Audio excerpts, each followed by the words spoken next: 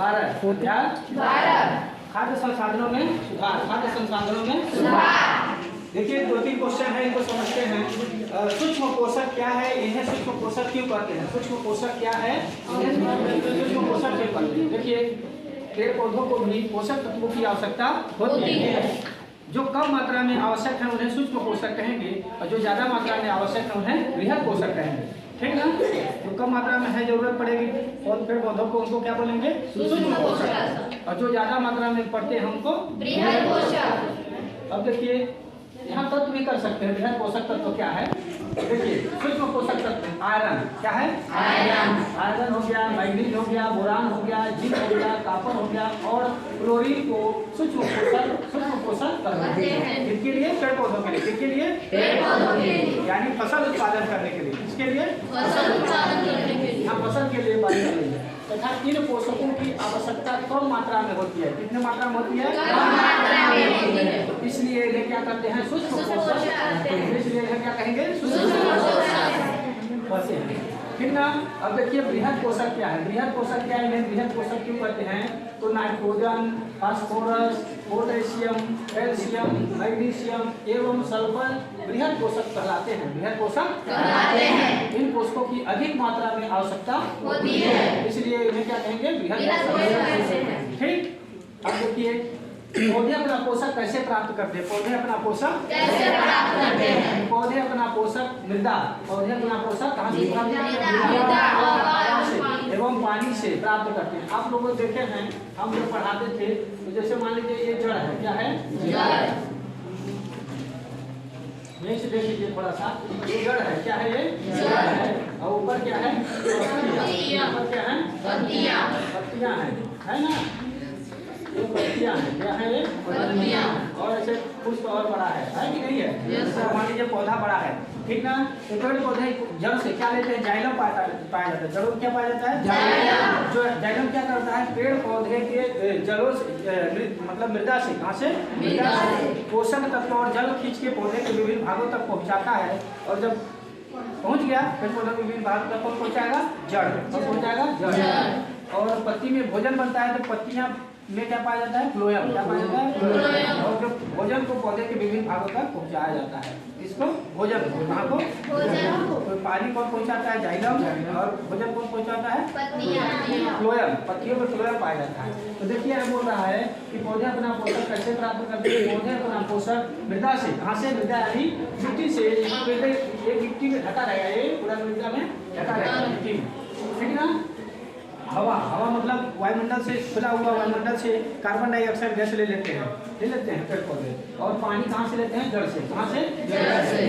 पोषक तत्व भी जड़ से खींच लेते हैं। जड़ क्या करता है? पोषक तत्व और पानी दोनों देता है पौधे को, ठीक ना? इसलिए पेड़ पौधे अपना पोषक कैसे प्राप्त करते हैं? मृदा, हवा और पानी से। अब देखिए फसल उत्पादन को प्रभावित करने वाले कारक। फसल उत्पादन को प्रभावित करने वाले कारक। क्वेश्चन कैसे बनेगा? फसल उत्पादन को प्रभावित करने वाले कारक कौन कौन से हैं? फसल उत्पादन को प्रभावित करने वाले कारक दो हैं। नंबर 1 जैविक कारक और अजैविक कारक। जैविक कारक वे कारक होते हैं जिसमें जीव होता है, यानी प्राण होता है, सजीव में आते हैं। और अजैविक कारक वे कारक होते हैं जिसमें प्राण होना नहीं होता है, तो सजीव नहीं है। सजीव और निर्जीव में अंतर जानते हैं ना? सजीव एक जगह से दूसरे जगह चल सकते हैं, बोल सकते हैं, ठीक ना?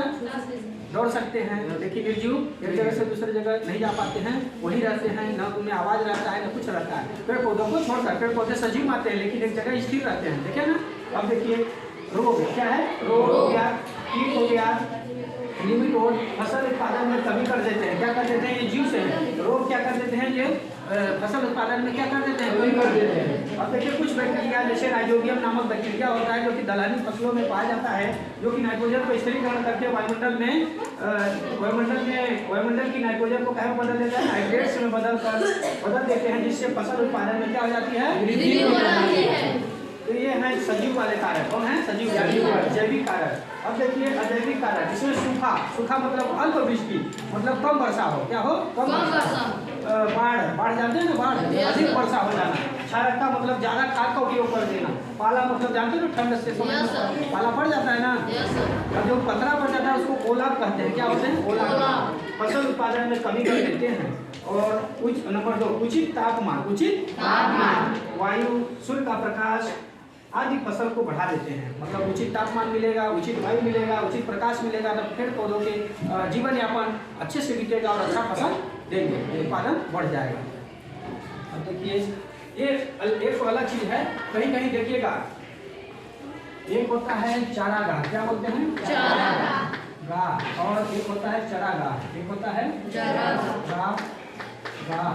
ठीक ना, ये दो अलग अलग है, ये अलग है, ये अलग है। चारागाह, ये चारागाह मतलब गाय भैंस जहाँ खेतों में चारा चरते हैं उसको चारागाह बोलते हैं, उसको क्या बोलते हैं? चारागाह। और ये चरागाह है, क्या है?